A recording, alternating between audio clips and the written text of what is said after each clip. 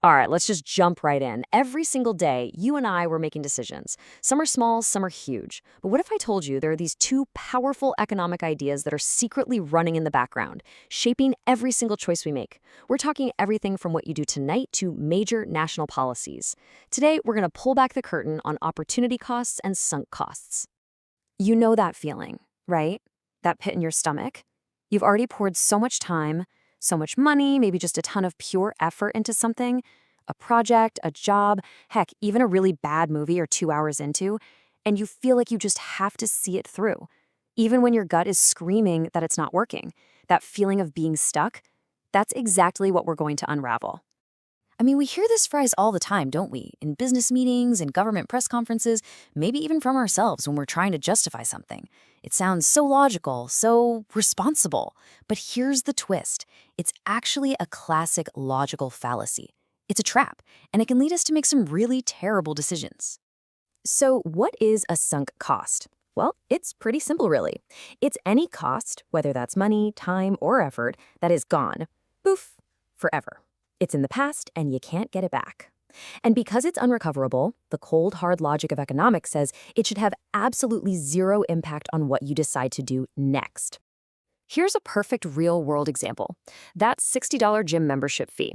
You paid it on the first of the month. The second that money left your account, it became a sunk cost. It's gone. Whether you go to the gym 30 times or 0 times, you are not getting that $60 back.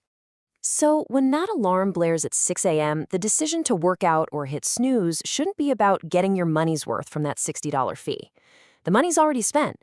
The real question is this, right here, right now. Which choice brings you more value?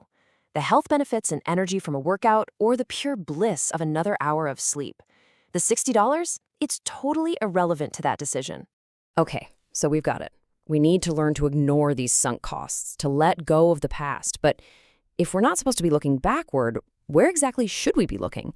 This is where that second and, arguably much more powerful concept comes into play.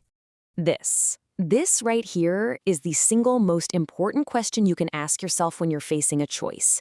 It forces you to look forward, not back, and to really see the true trade-offs you're making. And this simple question, it's the key to understanding opportunity cost. So unlike a sunk cost, which is all about the past, an opportunity cost is all about the future. It's the potential benefit you miss out on when you choose one thing over another. It's the value of that path you didn't take. It's a hidden cost, but man, is it real. You see how different they are? Sunk costs are backward-looking. They play on our emotions and our attachments and trick us into bad decisions. Opportunity costs, on the other hand, are forward-looking. They're strategic. They're what guide us to making smart, rational choices. Let's actually see how this works with a real calculation. All right, theory's great and all, but let's make this real. We're going to walk through a super simple scenario to figure out the true cost of going out with your friends.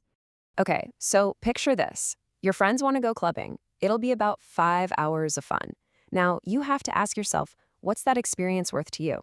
Let's just say absolute maximum, you'd be willing to pay $100 for it. That's our benefit.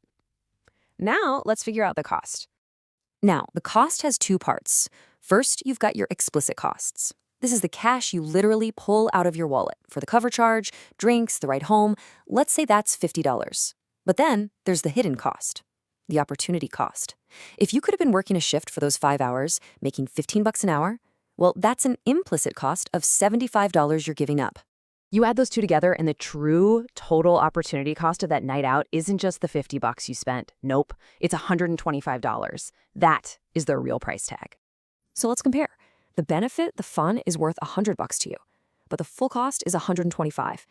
Since the cost is bigger than the benefit, the rational economic choice is to skip the club and take the work shift. It's not about being a downer. It's about maximizing your overall value. And look, these ideas don't just apply to your social calendar. They are absolutely critical in the world of big business and even national policy, where, let's be honest, the stakes are just astronomically higher. Oh man, businesses fall into the sunk cost trap all the time. They'll keep pouring more money into a marketing campaign that's clearly failing, or keep using clunky, outdated software just because it was expensive to buy. They'll refuse to kill a product that has no future, all because they can't let go of that initial investment. And on a national scale, the opportunity costs can be, well, just staggering. For example, one analysis of some ambitious green recovery plans estimated that they could come with a recurring annual opportunity cost, that's resources that can't be used for other things, of up to $483 billion. And here's the trade-off in action. That same analysis forecast that these policies could lead to a long-term drop in both GDP and what people can buy. Now, this isn't a judgment on the climate goals at all. It's just a crucial real-world illustration of opportunity cost. To get one thing, you have to give up potential growth in another. It's a massive choice that policymakers have to weigh. All right, we've seen the traps, we've seen the massive stakes. So how do we actually use this stuff to make smarter choices in our own lives? Let me give you a simple, practical toolkit. For any simple yes or no choice, it really boils down to this. Step 1, add up all the good stuff, all the benefits. Step 2, subtract the full opportunity cost. That's both the actual money you spend and the value of what you're giving up. Step 3, if that final number is positive, go for it. It's the right choice. And to really make this second nature, try building these habits. First, always compare your options. Get in the habit of thinking, what else could I be doing? Second, try to put a number on things. Even if it's just a rough estimate, it makes comparing so much easier. And finally, always think about the long game, not just what feels good right now. Look, if there is just one thing you remember from all of this, let it be this right here. You have to learn to ignore what you can't get back. Let go of the past. Your best decisions will always, always come from a clear-eyed focus on the future potential of the options in front of you, right now. So, as we wrap this up, I want to leave you with this question to chew on. Think about the next big decision you've got coming up. What are the sunk costs that you need to just let go of? And maybe more importantly, what is the true hidden opportunity cost? What's the value of that road you might not take? Thinking about that, well, it just might change everything.